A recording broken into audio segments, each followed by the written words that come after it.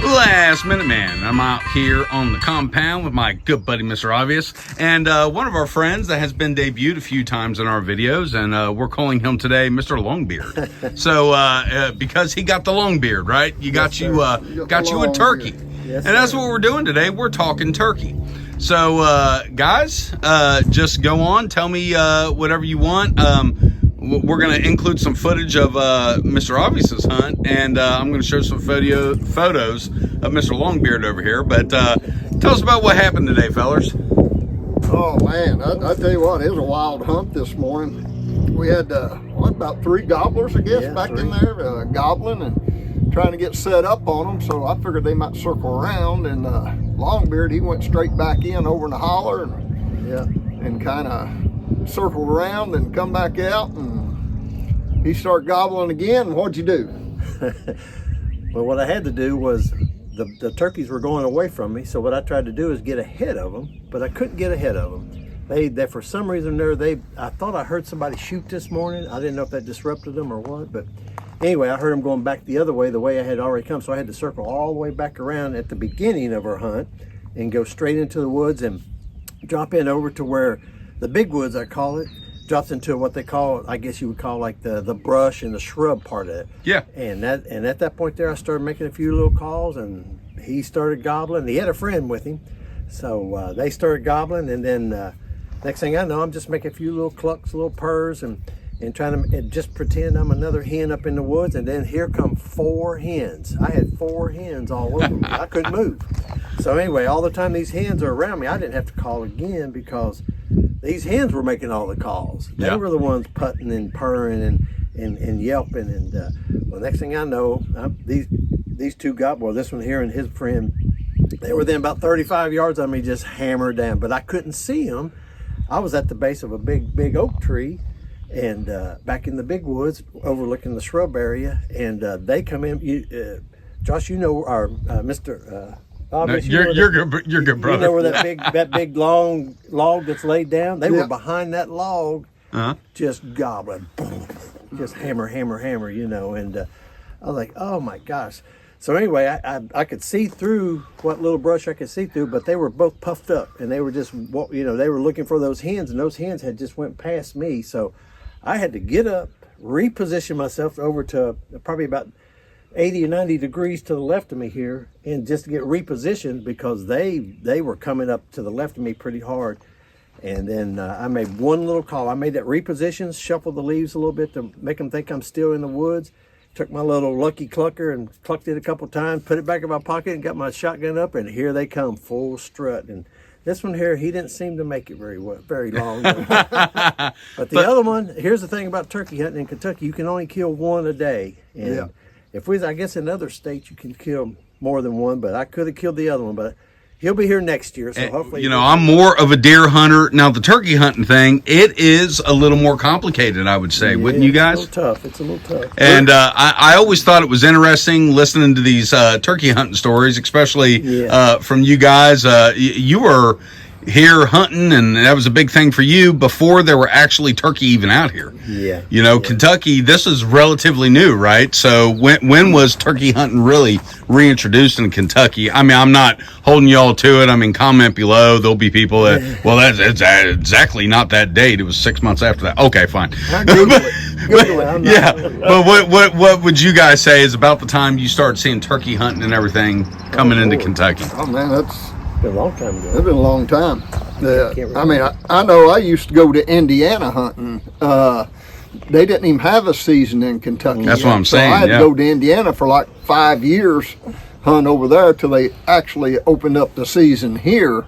And finally got it open, then I started hunting here, so I didn't have to go across the big muddy to get over there to it. The big muddy, he says. Actually, I started when I was at Fort Leonard Wood. A good friend of mine. You were lost in them woods, weren't you? I was lost in the woods. A good friend of mine. We were combat engineers together, and he was an avid turkey hunter. He's one got me started in Missouri, of all places. And then, of course, when I got out of the military, I started hunting here. Me and Mr. Obvious, and we've been pretty successful. Real successful. Killed some good ones, and I like eating them, so I'll breast them out, and we'll have a big grill, and we'll put them on the grill. I love eating them. Yep. Yeah, and you know what? I love that you guys love eating them because what's the sense in having property and all these things if you can't get out and enjoy it and share it with people that you like, and I want to see these guys have a good time. Myself, that's a little too much work for that, but I think it's really interesting listening to you guys and how excited you get about it. I mean, you could see him getting excited talking about the hunt. You get really excited. My nephew, God love him, he was over here hunting, what was this, last year? This year he was too busy with his girlfriend. He's a senior in high school. That happens. So he didn't get out to hunt this year. But last year, man, when he got that deer, I mean, I heard the gunshot, and I go over there. It was his first time hunting alone. Yeah. And he's 17. So I went over there, and the kid's eyes were, the size of grapefruits, his eyes were real big, and he was all excited, and he's breathing hard. He said, man, I said, calm down. He was all excited, man. And, I love seeing that. And, it is, I'll be honest with you guys, you wouldn't have turkey. You wouldn't have deer. You wouldn't have these things if it wasn't for the hunters. That's right. Yeah, we pay her for her license. That helps with the the management, the conservation of it all, and the management of it. Yeah, you gotta keep it thinned down some, keep diseases down. I mean, a game gets diseases like anything else. You get too many, then you get diseases in. If you got a bunch of chickens or a bunch of turkeys or a bunch of deer or whatever, they can get diseases. Yeah, so I'm proud of our Kentucky fishing game. They do a good job. Man. They really do, and they keep everything pretty much under control. I'm sure there's a few glitches here and there, but I think they do good. They really do. It's pretty much the standard in my mind. I mean, you see a really healthy deer population here. Yeah. Now, with chronic waste disease and all that being the new thing, I was listening to Steve Ranella, and he was saying, those deer you typically let go, he's saying go ahead and take them out, because you got to keep the population. And, it seems like there's less and less hunters these days. Mm-hmm. When I was younger, I used to be an avid grouse hunter, and we'd go up north to Wisconsin, Michigan, and had to quit going up there because of the West Nile disease. All the birds were being destroyed by this disease, and it got to the point where there was no birds. So I'm not sure what the rebound is on that now, but I enjoyed that as one of my passions too at one time. But but we've been turkey hunting for a long time, ain't we? Yep, we've been turkey hunting many years. Yeah, I was trying to think. Yep. And what makes it so difficult, and I want to point this out, like I could go out here, I was telling Mr. Obvious and Longbeard there, I said I could sit out here on my porch with my 308, dude, and I could pick off turkey all day long. But that's like literally shooting fish in a barrel. It's just like that. Yeah. And, what do you have to do when you turkey hunt, though? What makes it complicated? Getting shotgun range. Getting close, getting close. Yeah, getting close. Their eyes is... They're like hawks, man. They can see they can see you bat your eye. It's just complicated, and that's where we get these little mask things we put down over anything that'll break up your silhouette. Yeah, and that's why they're in full camo. And you don't wear hunter's orange and stuff like that. Well, a couple things. One, shotgun range, like you said. So somebody's not going to shoot. They'll know they're shooting at a person. You're close enough. And what is the range? About 50 yards would be the maximum, would you say? With a probably 3.5 inch. He was at about 35 today, so that was for me. That's about max 40 yards. And the one you killed the other last week, 40 some yards. It was 42. I think. But I had, that's the only shot I had. But I use a Mossberg 835. 3.5, and they do a number on that. They do a number on them. But I'll tell you, that thing went down pretty quick. Oh yeah, this one here, he didn't move, but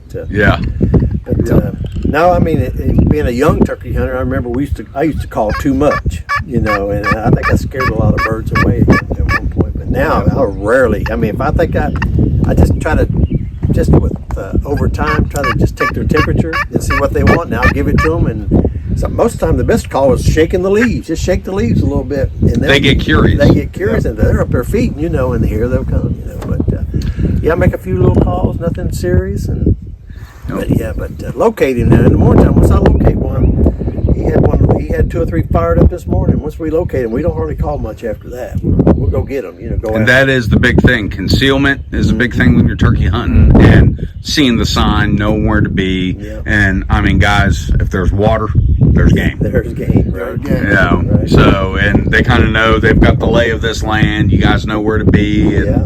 I've got a spring over the hill there, and we got some creeks and ponds, and That's another thing too, is being, you know, you can be the best turkey hunter or best shooter or best caller in the world, but if you're not woods wise, if you don't know where to go, how to go, and when to get, how to get there. I mean, without spooking everything in the woods, you gotta know your territory, you know. Yeah. And it's like anything else. You pattern something, and you just, like you said, you can sit out here and see them all day long. You know, you kind of got a pattern where they're going. Here I know where they move. Yeah. Yep. Like 3 birds the other day, I chased them for half a day, and I was like, man, I'm wore out. So I couldn't get ahead of them, you know. But I knew where they were going. I just couldn't get ahead of them, you know. But They move quick once them feet hit the ground. oh yeah, man. Yeah. And this is the thing, and I hate to say it, guys, but it seems like you're seeing less and less of this, where guys just get out in the woods, enjoy nature. You know, we're seeing a younger generation that doesn't get this, and then part of it is property's expensive these days. Yeah. Yes. I mean, you can't buy 10 acres. I mean, good God, man, Yeah. it is high. Especially here in this area. Yeah, it's just getting out. Well, it's out of sight everywhere. So, and there's less and less of it because there's more and more people. So you're seeing less hunters, and like I said, hunters are what brought game back to this state. Yes, sir. And if it wasn't for the hunters, you wouldn't have game. I mean, frankly, you wouldn't. Yeah. You know, and so people get upset and they'll say, "Oh man, you're out there, you're killing these animals." And you hear less of that these days. But there was a time when people get really upset. It's like, folks, there wouldn't be deer. You know, you look at the Great Depression during that era, and my grandfather and your old parents were around in that time, and it was. I mean, you lived off wild game.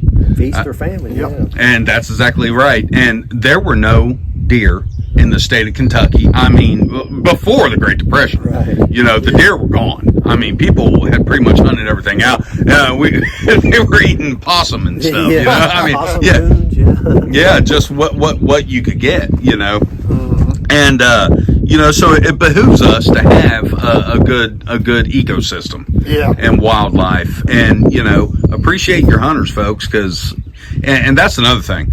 You'll see a lot of property owners, they won't let people hunt. They get upset. I'm all about, you know, you got to respect people's place. You got to respect people's homes. But it's like I said, I like looking out here and seeing these deer and stuff. If you're not hunting them, guys, they will. I mean, they'll run themselves sick, basically. And they'll die out from famine, disease. Exactly. You know, you got to have a good ecosystem, and you know, it's like Mr. Obvious and we always get in this conversation. I'm a little tender-hearted when it comes to things that look like a dog, so I don't enjoy shooting coyotes. And I said, man, you know, it's part of the ecosystem, though. You know, the coyotes do it. And he said, buddy, you are the ecosystem. You've got to thin out even the coyotes. You got to thin them out. Right. And, you know, that's all true. Yeah. I see a coyote, I'll kill it before I would a deer or a turkey. He's not kidding. I kill one coyote, I don't know how many deer and turkey I've actually saved. That's right. Yeah. I actually grow up to where I can shoot them. And you know what? Really, the coyote weren't a thing out here until people were killing them out west and drove them this way. Yeah. You know, if you really do the history of it, we had the red wolf was big in Appalachia in this area. So, and those got killed out because of the coyotes. It was an invasive species that came in here, and basically they were better hunters and starved out and bred out the red wolf. So, according to the internet, folks, and you know, I get all my knowledge from the Google. Internet don't lie. But yeah, and they don't mind. But no, man, we had a good hunt this morning. It was a good hunt. We appreciate you letting us come out. always. And I'm tickled to see this, and you guys having a good time. And like I said, you don't have many guys out here hunting these days, not like you used to. And it's like I bring my nephews out here, and I think it's your duty to bring kids out and get them in the woods, get their hands dirty. They got to get out here and get a kill, man. Well, that's our future, you know. If there's no future, we don't have this kind of fun we have now. And it's really interesting during COVID and all that, and everybody suddenly was interested in how to survive, right?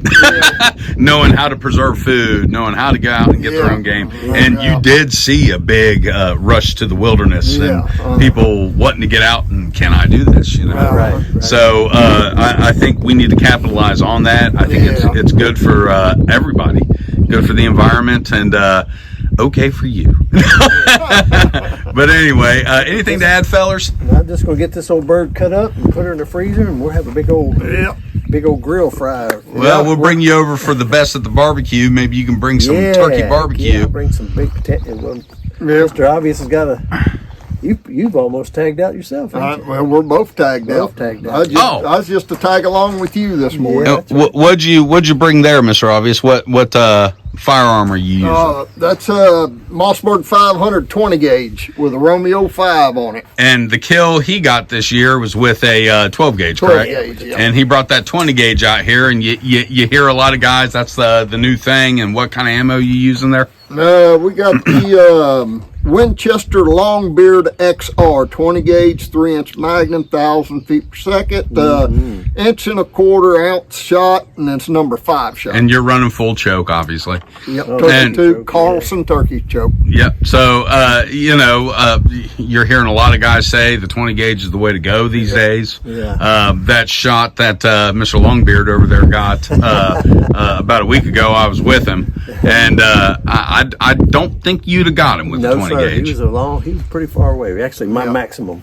And probably we should get out and do some patterning and see that and compare it, because I think that would be an interesting comparison video. Yeah, we're going to go back over to my place and we're going to pattern his shotgun. And I put that new Vortex Spark red dot on there. Okay, yeah. And it seems to be pretty good, but I want to make it better, So yeah. But anytime you change up ammo, you want to shoot it to make sure, But all right. yeah, this morning it didn't have no problem. Looks like I jelly headed him pretty good. And I really like what you just said there.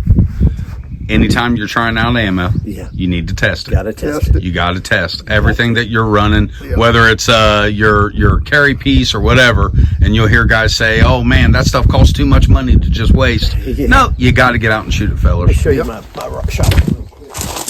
Oh, he's going to show us his This is the old Mossberg 835. It's a 97 model, and yours is a 87 or 88. 88. Yeah. Bring that up here, and I think this is very interesting. Oh, sorry, bump that. Let's see. So that red dot, how long you had this on here? Just put it on this week. Yeah. And so you sighted it in, and yes, sir.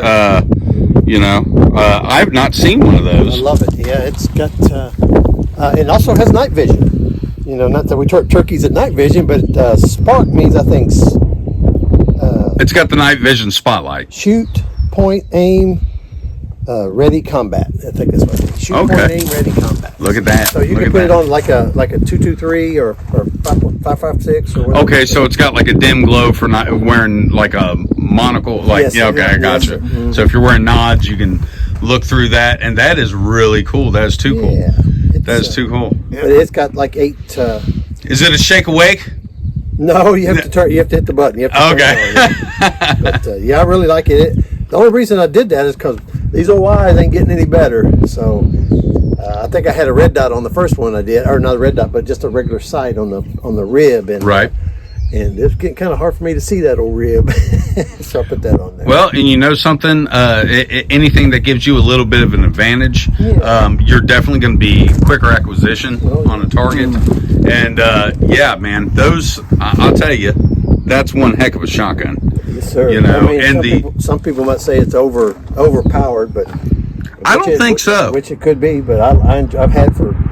Since they came out, 97? You've had yours since 88 or 89? Mine's 88 model. I think mine, 87, 88 model. Come out. Yep.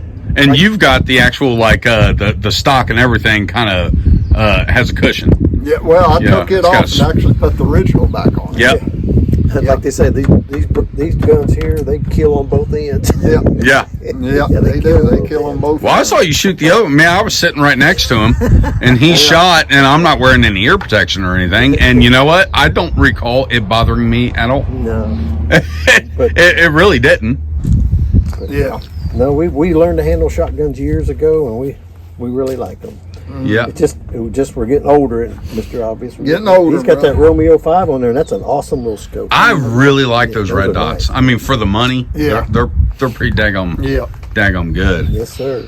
So Yeah, I really like that Romeo 5. It's small, holds its zero great. I just like them. Yeah, man. well, anything to add, fellers? No, that's sir. about it. We've had a great day, and thank God for letting us enjoy it. You know? Absolutely. So with that, everybody, remember, keep your knives sharp, keep your powder dry. Subscribe to Last Minute Man and watch us on YouTube or what? Rumble. Rumble. There you go. All right.